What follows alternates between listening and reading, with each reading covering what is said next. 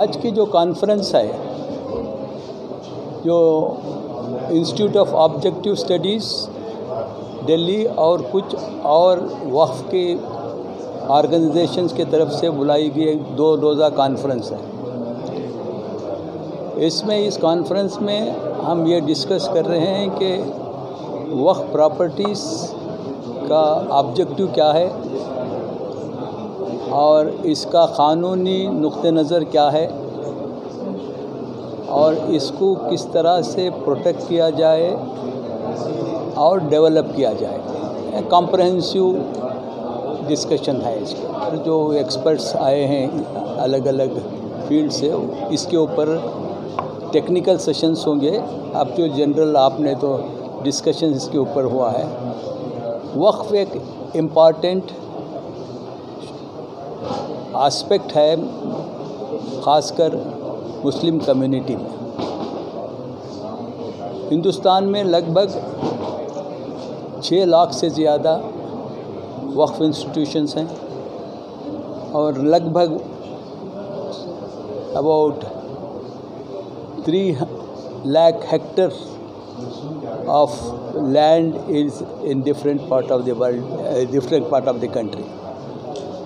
इसका मैनेजमेंट जो होता है रेस्पेक्टिव स्टेट के वक्फ बोर्ड्स करते हैं।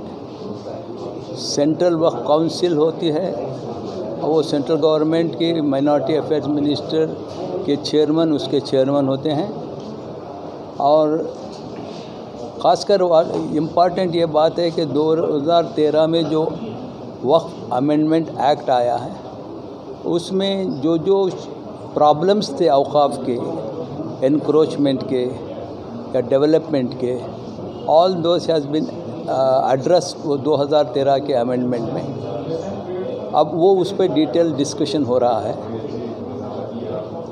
तो कोशिश ये होना चाहिए कि how to develop waqf properties, how to remove the encroachment, because कानून the law is very effective but implementation is weak and there is. आज जो अब हम डिस्कस किए कि कम्युनिटी में इंटरेस्ट नहीं है, particularly the Muslim community who are the beneficiaries of waqf income, waqf property, there seems to be no interest by the community to protect, safeguard and develop this property. तो ये बहुत बड़ा मुद्दा हमारे सामने है, उसके ऊपर बहस हो रही है। Because all along there is a system of what called the mutawallis who are managing all these properties. So community समझती है कि वो मुतवल्ली देख लेंगे, हमारा कुछ उसमें हिस्सा नहीं है। इस तरह का एक रुझान आ गया है। अब उसको निकलना, उसके बाहर आना है।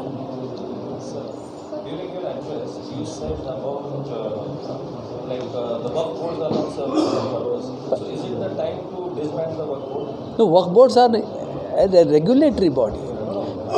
Going by the pessimism and going by statements which are emanating. So, no, waqf boards are necessary because for anything there should be a regulatory body. Waqf board duties are to regulate the waqf institutions. They are not owners. Owner of all waqf is God. It is only waqf boards are regulating the functioning of the waqf in accordance with the Waqf Act. Their duty is that. Just like the Waqf board, there is a Tamil Nadu Hindu. Yeah, there is Tamil Nadu Hindu, there Hindu charitable waqf. It is there, and this Sardarji's. Everything is there. This Gurudwara's Prabandhak committee is on the same line of this thing. But conferences and seminars and discussions have been happening for long years, many years. But when it comes to practicality and actuality, the action is missing. Something, see, it is not. Intellectual discussion which ends up in a hall. No. There is awareness is coming. It is not that it is. This thing is, developments are taking place. Unfortunately, the development has to be taken. They put a lot of resources. So the UPA government formed a national Waqf Development Corporation, like any other development corporation, with an authorized capital of 1,000 crores. And it was inaugurated by the Prime Minister in 2013. The intention is the Central Waqf Council and the Ministry will take forward, raise the resources, because individual Waqf cannot raise the resources. A Waqf board cannot raise the resources, but a corporate body can raise the resources, because from international agencies also they can raise and all that. That is for the with purpose a National Waqf Development Corporation, which was recommended by the Shachar Committee, Parliamentary Standing Committee, and JPC, all they recommended a National Waqf Development Corporation, but it has become defunct from last 8 years. So what is required is these properties to be developed. Take for example this Azam campus. How much it is a Waqf property? It has been developed. What is the benefit community and the country is getting? Every section of the societies are getting benefited. So it is not only the Muslim community will get benefit of this. If this amount is, this development income is invested in the field of education, which is the necessity of the time, so everybody will benefit. It is not necessary that a particular section of society only should pay. Sir property management से सवाल है, लेकिन आपने जैसे कहा कि इसमें जो काम करते हैं उनकी सैलरी का भी बहुत बड़ा इशू है। सैलरी का इशू नहीं है। देखिए वक्फ बोर्ड अगर इनकम वक्फ के इंस्टीट्यूशंस की बढ़े तो they pay 7% contribution. So as they develop the waqf institution they get the more contribution and they will get, because they can not depend on the functioning of the board on some others. Some state governments give grants to the Waqf board and some state governments they don't give the grant. It depends upon the state government. ऐसा लगता है कोई consultant यहाँ पे मतलब देने की ज़रूरत है? किसकी? कंसल्टेंट नहीं, कंसल्टेंट्स की इसमें कोई ज़रूरत नहीं है. The board is a statutory body. They have got a legal function, their powers. They can prosecute. They have technical members also. There are government, so it is who know how to manage property, and then what are the other kinds of developments. But one thing is very important: this Waqf Development Corporation should be, now enlivened by the government by putting some funds into it, because it can't work without blood. Blood is that's why people don't know it. This corporation can run a campaign पूरे country में वक्फ awareness, Waqf consciousness, and that's why this Waqf Development Corporation is very important. They can do many things. This is a statutory body. They have powers. They can prosecute.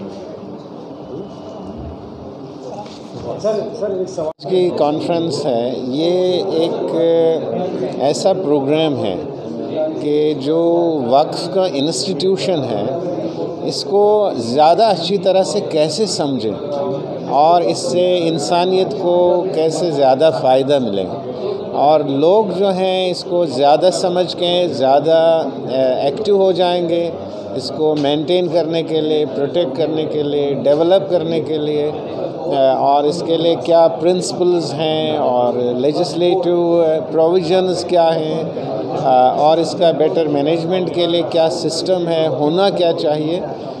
तो ये एक coming to ground level की बात है कि जैसे बहुत सारी चीज़ें लिखी गई हैं लेकिन लोगों तक वो थ्रू कॉन्फ्रेंसेस, सेमिनार्स या और किसी किस्म के प्रोग्राम्स हैं, बल्कि मैं कहूँगा कि इसके बाद ये स्ट्रीट्स में जाना चाहिए कि आप लोगों को अवेयर करने के लिए कि आप ये वक्फ क्या है, इसकी रूह क्या है, इसका स्पिरिट क्या है, इसका मतलब क्या है और इसमें हमारी क्या रिस्पॉन्सिबिलिटी है, और ये एक सपोर्ट है किसी के लिए भी जो भी कभी भी मुश्किल में पड़ जाता है. आपने एक बैंकिंग सिस्टम देखा है, कुछ और देखा है, तो वक्फ के इतने डायमेंशन है. दे में establish their own banks tomorrow, कि वो जिससे लोगों को रियली वेलफेयर बैंकिंग में उसको कहूँ कि उसमें इंटरेस्ट नहीं होगा, और जो है as you have know that know your customer, तो वो रियल नो यूर कस्टमर होगा कि ये रियली डिज़र्विंग है, उसी को वो देंगे,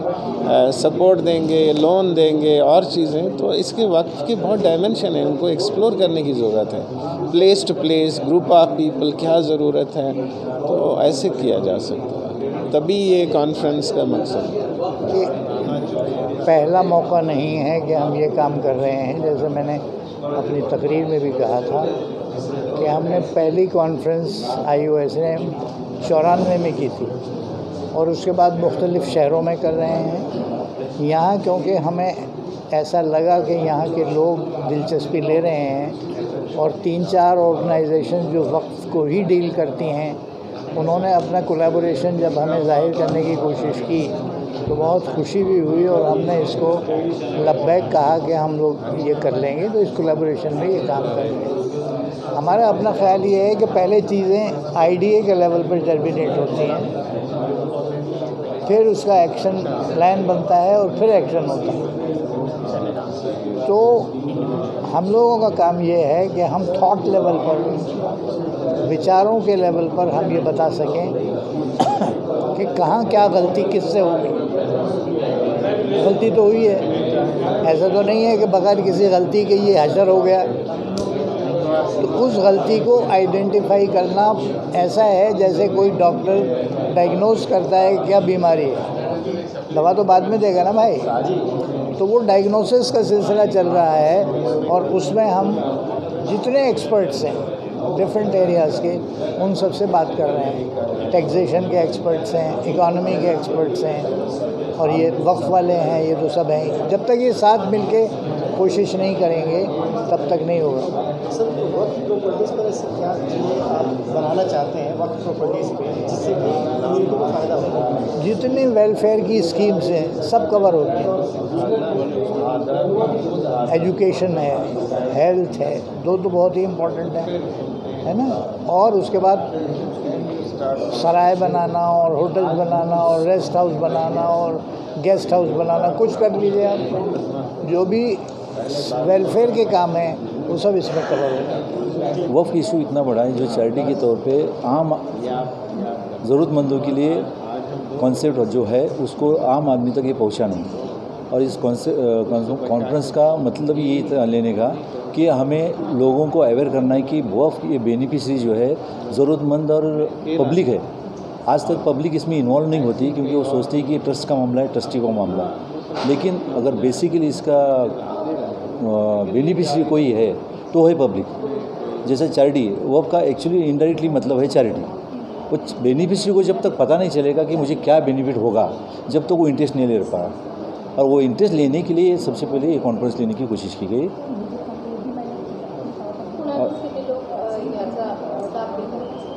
सद्य परिस्थितीत अजूनपर्यंत कोणीही वक्फच्या इन्स्टिट्यूटमधनं कोणालाही लाभ 1% सुद्धा नाही, 1% सुद्धा नाही। तर सध्याची परिस्थिती ही आहे की करोडची संपत्ती असतानासुद्धा आमची समाजामध्ये किंवा सर्व समाजामध्ये जे रस्त्यावर उभारून आपला उदरनिर्वाहासाठी समोर हात पसरतात, त्यांना हात न पसरण्यासाठी हे वक्फ आहे। आणि ज्या मस्जिद, मंदिर, दर्गा याच्यासमोर जी लोक उभी आहेत ती लोक त्यासाठी ते दारं त्यांना उभं करण्यासाठी नसून ही त्या संस्थेत वक्फ इन्स्टिट्यूटमधून किंवा मंदिराच्या निधीतून त्या लोकांना ती मदत झाली पाहिजे, हा मूळ उद्देश आहे। आणि वक्फ म्हटल्यानंतर फक्त वक्फ हा मुस्लिम कम्युनिटीची नसून हा प्रत्येक धर्मासाठी वेगवेगळ्या कायद्यानुसार, जसं इनाम वर्ग 3 म्हटलं जातं, त्यामध्ये फक्त काय मुसलमान येत नाहीत, त्यामध्ये देवस्थानामध्ये हिंदू येतात, ख्रिश्चन येतात, जैन येतात, पंजाबी येतात। तर या प्रकारे याची माहिती थोडक्यात याची कल्पनाही लोकांना नाही आणि ही कल्पना लोकांपर्यंत पोचली पाहिजेत आणि त्यांचा हक्क त्यांना मिळाला पाहिजे। तो हक्क मिळवण्यासाठी ही कॉन्फरन्स आहे।